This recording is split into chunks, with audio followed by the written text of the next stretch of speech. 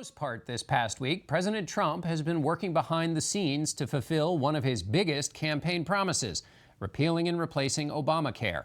That left the public spotlight to House Speaker Paul Ryan, who went as far as rolling up his sleeves and making his case with charts and graphs. We sat down with the Speaker yesterday, and he told us he was excited about the reaction to the bill. You have conservative governors, you have conservative members of the House, you have AARP, the American Medical Association, American Hospital Association, the Health Insurance Lobby, all coming out against this. You're pleased with the reaction. The reaction has been awful. I wouldn't say the reaction has been awful. I think the reaction is everybody wants to compare this to Obamacare as if they can keep these guarantees going, as if we're going to have Obamacare plans and we're just going to finance it a different way. This is repealing and replacing Obamacare. So this first part is very, very important. It repeals the entire fiscal pieces of the law and replaces it with patient-centered system. And the point is, a lot of people who you just mentioned, I think they'd like to see us continue to make Americans buy what we say they should buy. We don't agree with that. But these are critics of yours coming from the conservative side. Look, when you're a governing party getting consensus among your wide big tent party, not everybody doesn't get what they want, but we're getting much better policy here. Let me put it this way. Obamacare is collapsing. If we just did nothing, washed our hands of the situation, we would see a further collapse of the health insurance markets. So we feel an obligation to step in front of that collapse and replace this law with one that works, that has more freedom. Some people would like it to be done a little bit differently. The point here, though, is we have an obligation. We made a promise to the people who elected us we would repeal and replace this law, and we basically said, this is what we would replace it with, and now we're keeping our word. There have been so many people picking at different pieces who have issues about it, on your side, on the other side. Tom Cotton, Senator from Arkansas, Lindsey Graham, Senator from South Carolina, have both said, let's slow down. Why go so fast? That's actually really puzzling to me. Why go so fast? Let me see. We ran for repeal and replace in 2010. We ran on repeal and replace in 2012. In 2014, in 2016. Oh, by the way, we spent 6 months last year developing a replacement plan.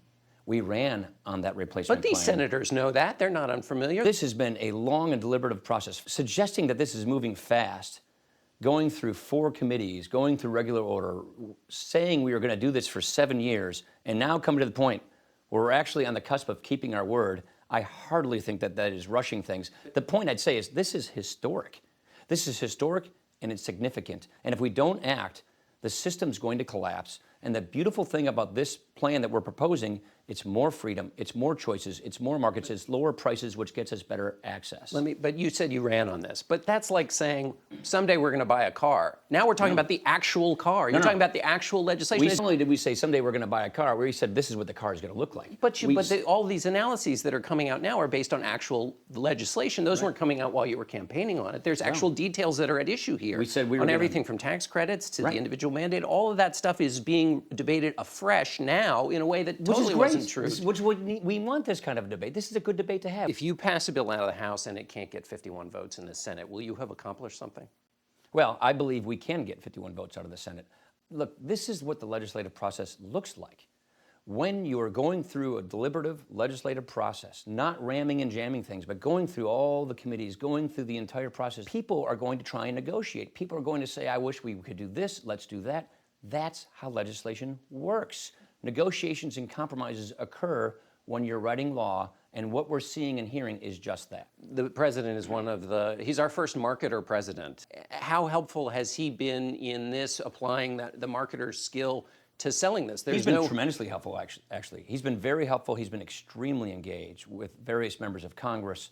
I talk to him constantly on this. Has he given you advice on how to sell this? Sure. And we talk, it's a very good collaboration. Everybody has been working on the same page, not rival plans, working together. So I'm actually really excited that we have a president fully engaged and fully committed to keeping his promise, the same promise we made to the people that elected us, and getting this done. You said keeping his promise. He has promised a lot for this legislation. He said everybody will be covered. He said costs will go down. You will be able to pick your doctor. Even in company insurance plans, you can't pick your doctor. There are limits on that. He said that you'll be able to pick whatever plan you want. He's overpromising. You can't do all that. Look, here's our point. But you agree, he's overpromising. Well, I can't speak to all of those. I don't know exactly all that he said. He said we will repeal and replace Obamacare with a better system, and one that gives people better access to more affordable choices, and you pick what you want. We're not going to have that. Read his speech that he gave to Congress just a few weeks ago. That speech perfectly encapsulated what we are achieving here. And I think people are missing the historic nature of this. We're taking one entitlement that's going bankrupt, Medicaid, where more and more low-income people don't even get access to a doctor, and we're giving it back to the states so that they can experiment and innovate and make it work better for low-income citizens. Then we're taking another entitlement, Obamacare, which is crashing and blowing up our fiscal problem, and repealing it and replacing it with good tax policy that equalizes the tax treatment of health care and gives people more choice and more freedom. That means lower costs across the board so you can improve access. I want to get to some of that in a minute. The president has said there will be a bloodbath in 2018 if this isn't passed through the House and Senate. I do believe that if we don't keep our word to the people who sent us here, yeah. Look, the most important thing for a person like myself who runs for office and tells the people we're asking to hire us, this is what I'll do if I get elected. And then if you don't do that, you're breaking your word. You said you're working hand in glove. You're going to, with the president, on selling this new health care plan. But over the weekend before we're going to launch this sales campaign, the president sends out 4 tweets about his predecessor wiretapping him. Did that help or hurt? Yeah, that wasn't really part of the healthcare marketing campaign. Yeah. How much off course did that take you? Like I said, this is going to be an unconventional presidency, and I think he was just upset about. But I'm not there's really unconventional, and then there's really off into new territory. Look, this is part of what the Intelligence Committee is investigating. Both the House Intelligence Committee and the Senate Intelligence Committee are going through all of this. That's the proper place for this. And by the way, we've been presented with no evidence that any American was in collusion with the Russians on meddling with our election. We know the Russians meddled with our election. We said so before the election. Here's a question I have for you, though. You and I have talked about the importance of public figures making a case. You're doing it right now with healthcare to the public based on a set of facts. You make your argument about your facts. The other person makes their argument, and the people make a decision. How can that happen in a situation where you have a president who is saying things where you've got the director of the FBI, you've got the former DNI? There's been a lot of reporting about this. Remember, there was an investigation by the Intelligence Committee. But not that Barack Obama wiretapped Donald Trump. Well, that's what the Intelligence Committee is going to investigate. There's been a lot of reporting about this all over the place. So the key is get to the bottom of it, make sure the Intelligence Committee investigates these things. And I think if we get through all of this investigation, I think we will discover that they didn't do those things. But Russia did try to meddle with our elections. But this is a serious charge. The president of the United States is saying his predecessor put illegal wiretaps on him. That's not the basket of charges and things that have been discussed in the papers before. That is a new thing. And I wonder if you feel the way Senator Sass does, the way Senator Graham does, which is when a president makes this kind of a bombshell charge, that you can't just wait for the committees to kind of get to the work. This isn't the kind of thing you want to just linger out there. What do you feel about that? Well, that's outside of my control, what is tweeted or what isn't tweeted. We're focused on healthcare. The president's focused on healthcare. I think he's frustrated with this whole thing about Russia. I think he's frustrated with selective leaks coming from parts of government that malign his campaign. The reason why we think the intelligence committees are the ones who should do this is the last thing we want to do is compromise the sources and methods of our intelligence gathering so that we get to the bottom of all of this. But yeah, there's been a lot of selective leaking, I think in many ways meant to malign the presidency, meant to get him off to a bad start, and he's expressing that frustration. You're the member in the so-called Gang of Eight, the top leaders who get this information. Have you seen anything to suggest there are wiretaps? No. Could you clear up this question of wiretaps? Well, again, I don't want to get ahead of the intelligence committees. I don't want to get ahead of the intelligence committees and their thorough investigation.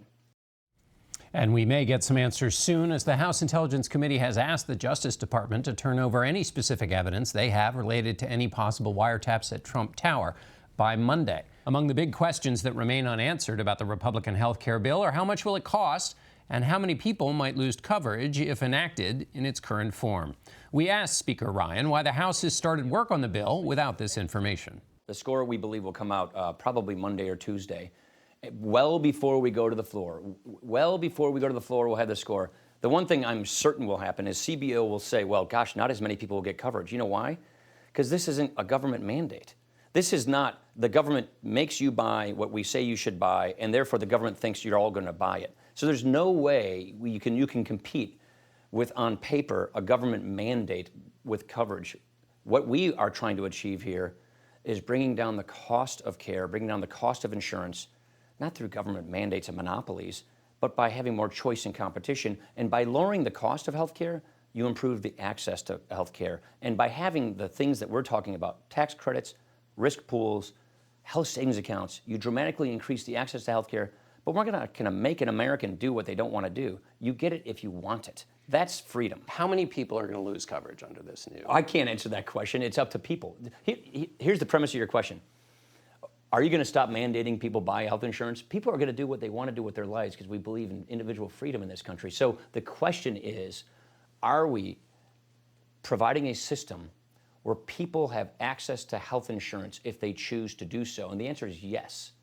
But are we going to have some nice-looking spreadsheet that says we, the government of the United States, are going to make people buy something and therefore they're all going to buy it? No. That's the fatal conceit of Obamacare in the first place. So it's not our job to make people do something that they don't want to do. It is our job to have a system where people can get universal access to affordable coverage if they choose to do so or not. That's what we're going to be accomplishing. But there have been promises made and President Trump ran on this, and you have talked about how promises you make in the campaign set the table for things you're going to do. He has promised everyone will be covered. Kathy McMorris Rodgers has said, quote, no one who has coverage because of Obamacare today will lose that coverage. Yeah, so that's talking about the transition. I can speak with Kathy. With respect to Kathy, we don't want to pull the rug out from under people. Here's what I'm concerned that some people in America are thinking. The day we pass this bill, the day after, everybody loses their coverage. That's just not the case. But they're also concerned they might lose it in 2 months.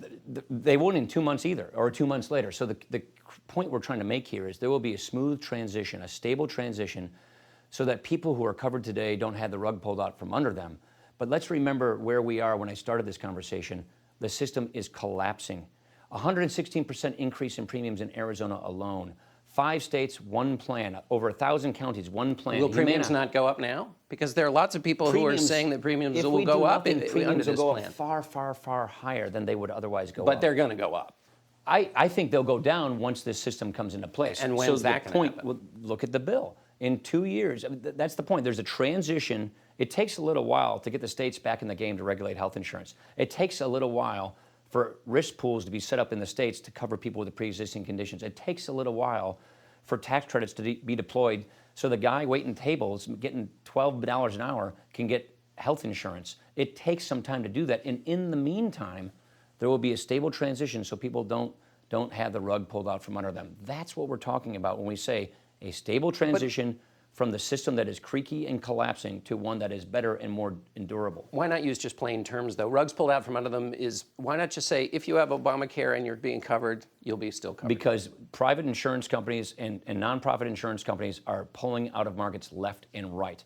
The government doesn't control the decision Humana made, which is I'm pulling out of this market and therefore Tennessee and counties in Tennessee don't have health insurance. That's not a promise a politician can keep because it's outside of that person's control. But that's the old promise. This is a new bill with new promises, and the president has said everyone's going to be covered. The point I'm trying to make is Obamacare is crashing and collapsing. I get that. No, but you can't say, what the actuaries and the insurers are telling me, if you guys do nothing, there's going to be even bigger premium increases next year and even more pullouts. I guess the question we can't promise that that's not going to happen. But what we can promise is we're going to replace it with a better system so we have more insurers, more choices, more competition, prices go down, and we give people the ability to go access affordable coverage. If I'm getting a coverage through the individual market now, though, I'm nervous. There's a lot of changes that you're talking. You're saying it's all going to work out wonderfully, but essentially it's a theory about how markets will work and the competition will. It's a theory you believe in passionately. It's not a theory that I just believe in passionately. It's a theory that, when tested, has worked very, very well. And by the way, in what instance with healthcare? This is the when first time this is when you being increase done. choice and you increase competition, you bring more players to the marketplace who compete against each other for our business. What we've never had in the individual market is equal tax treatment, so that a person who doesn't get health care from their job but is out there working gets a tax benefit to go buy health insurance. That's what health savings accounts and tax credits are. Risk pools work very, very well. We had them in Wisconsin. It was, I think, the best way of getting people with pre-existing conditions affordable coverage. Obamacare destroyed that system. Obamacare federalized the entire system and blew up the American healthcare system. So it's going to take us more than a few months to stop that damage and replace it with a better system. Let me ask you a question about the tax credits in the bill. You've gotten a lot of criticism from conservatives who Freedom Works has called this an individual mandate by another name, an individual mandate. That part of Obamacare they don't like. The Republican study group said that this credit is in principle Obamacare. So why are they wrong? I think they're wrong because this has been long-standing conservative reform for decades. Heritage But the individual Foundation, mandate, the individual no, mandate not the came out of the, nobody. that This came out of doesn't have an Heritage. individual mandate. No, but the individual mandate I came see. out of Heritage. So Yeah, well, to say that it's long-standing principle. Well, but tax credits. So look, here's what we've always said as conservatives, which is we should equalize the tax treatment of health care. Everybody who gets health care from their job has a tax benefit for that health care plan. But if you don't get health care from your job, there's no tax benefit. So the only way to make sure that that working poor person, that working low and middle income person can actually get something off of their taxes is through a tax credit. We think equalizing the tax treatment of health care, giving people more freedom in the individual market is the best way to replace Obamacare with a patient-centered system. And so it's been long-standing conservative reforms that we do this. Is it frustrating that some conservatives are now changing their tune and mischaracterizing these things? Of course it is, but that's how the legislative process works. In Medicaid, you've got conservatives saying that your phase out of the expansion is happening too slowly. 2020, the target date, is too slow. Then you've got Republicans in the Senate saying it's happening too fast. The poor and the mentally ill will be hurt. So we're probably right in the sweet spot. I think what's happening is it going to stick? Is it not going to move? Yeah, No so changes? this is a carefully balanced consensus among all of our Republicans in consultation with our governors about how to have a smooth transition as we get Medicaid back to the states. The concern about ending the Medicaid, changing Medicaid too soon, is there will be a gap in coverage before the tax credits kick in. And so that's the concern about doing this too soon. Here's what I would say. This is what I mean when I say people are losing the forest through the trees. We are sending Medicaid through a per capita block grant to the states and capping its growth rate. This is the most historic entitlement reform we have ever had. This is bigger entitlement reform than welfare reform in 1996. So if the transition takes 3 years or 2 years, that's missing the forest through the trees. So that's the point I keep trying to make, which is look at the totality of this, look at the historic achievement this is, and this, I think, at the end of the day, is going to win this argument among people on my side of the aisle. All right, Mr. Speaker, thanks so much for being with us. You bet. Thank you, John. We'll be right back with our political panel. Don't go away.